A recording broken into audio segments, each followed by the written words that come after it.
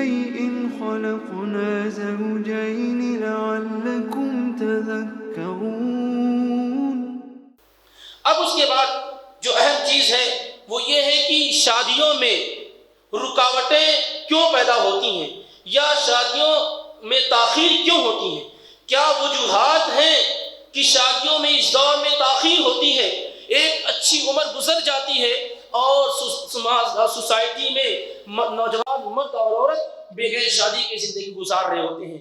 میرے اپنے علم میں کسی بھی علاقے کا سروے کیا جائے، کسی بھی علاقے کا دیندار سے دیندار علاقے کا سروے کیا جائے تو آپ یہ کہنے پہ مجبور ہو جائیں گے کہ اس علاقے کے 30 سال کی عمر کے لڑکے اور لڑکیاں ہو چکے ہیں، اور بڑی تعداد ہے، بڑا پرسنٹیج ہے ایسے لڑکے اور لڑکیوں کا، ہمارے ایسے بھائی اور بہنوں کا جن کا نکاح نہیں ہوا ہے، جو مجرد زندگی گزار رہے ہیں، تنہائی کی زندگی گزار رہے ہیں۔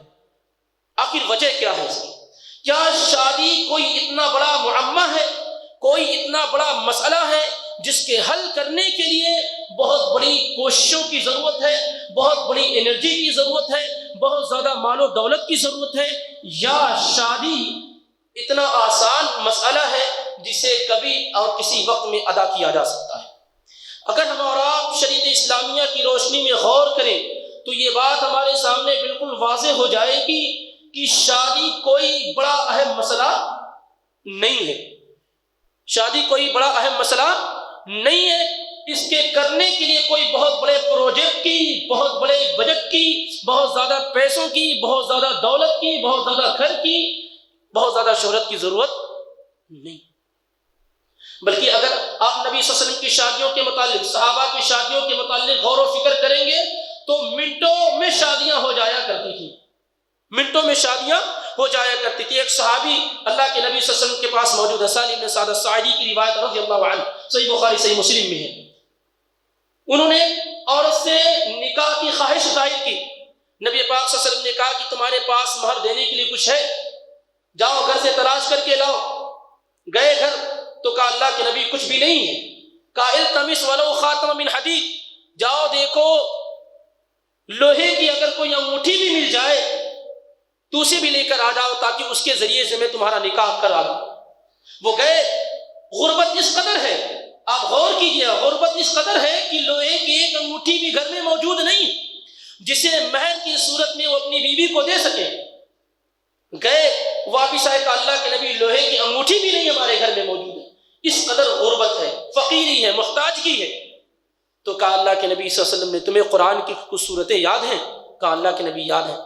کہا جاؤ زوجتکما ما معک من القرآن، میں نے تمہارا نکاح ان صورتوں کے عوض کر دیا ہے، وہی مہر ہے، تم ان صورتوں کو اپنی بیوی کو سکھلا دو، یہی تمہارا مہر، یہی تمہارا مہر۔ اور اللہ کے نبی صلی اللہ علیہ وسلم نے نکاح کر دیا۔ ام سلیم رضی اللہ تعالی عنہ مشہور صحابیہ ہیں، وہ اسلام کے دامن میں داخل ہو گئیں، ان کے شوہر اسلام قبول نہ کی۔ ایک صحابی ابو طلحہ رضی اللہ تعالیٰ عنہ، انہوں نے نکاح کا پیغام بھیجا ان سے، ابھی اسلام قبول نہیں کیے تھے، مشرک تھے۔ ام سلیم رضی اللہ تعالیٰ عنہ مسلمان ہو چکی تھی، انہوں نے نکاح کا پیغام دیا ام سلیم رضی اللہ عنہ کو کہ میں آپ سے نکاح کرنا چاہتا ہوں۔ تو انہوں نے جواب دیا کہ آپ بہترین انسان ہیں، مجھے آپ سے نکاح کرنے میں کوئی مانع اور کوئی رکاوٹ نہیں ہے، لیکن آپ چونکہ کافر ہیں، مشرک ہیں، اور میں اسلام میں داخل ہو چکی ہوں، اس لیے میرا اور آپ کا نکاح نہیں ہو سکتا ہے۔ اگر آپ مجھ سے نکاح کرنا چاہتے ہیں تو آپ اسلام قبول کر لیں، آپ کا اسلام قبول کر لینا میری مہر ہو جائے گی، آپ کا اسلام قبول کر لینا میری مہر ہو جائے گی۔ چنانچہ ابو طلحہ رضی اللہ تعالیٰ عنہ نے اسلام قبول کر لیا اور ان سے ان کا نکاح ہو گیا، اور یہی اسلام قبول کر لینا ان کی مہر قرار پایا۔ اس قدر آسان ہے نکاح۔ تو نکاح شریعت اسلامیہ میں کوئی مشکل کام یا مشکل مسئلہ نہیں ہے، یہ مسائل، یہ پریشانیاں ہماری اپنی پیدا کی ہوئی ہیں، ہم نے اسے پیدا کر رکھا ہے، اور وقت کی رفتار کے ساتھ ساتھ ہم ان پریشانیوں کے اندر اضافہ کرتے جا رہے ہیں۔ جیسے جیسے وقت بڑھتا جا رہا ہے، شادیاں مشکل سے مشکل ہوتی چلی جا رہی ہیں۔ تو شادیوں میں رکاوٹیں ہماری اپنی جانب جانب سے بنائی ہوئی ہیں.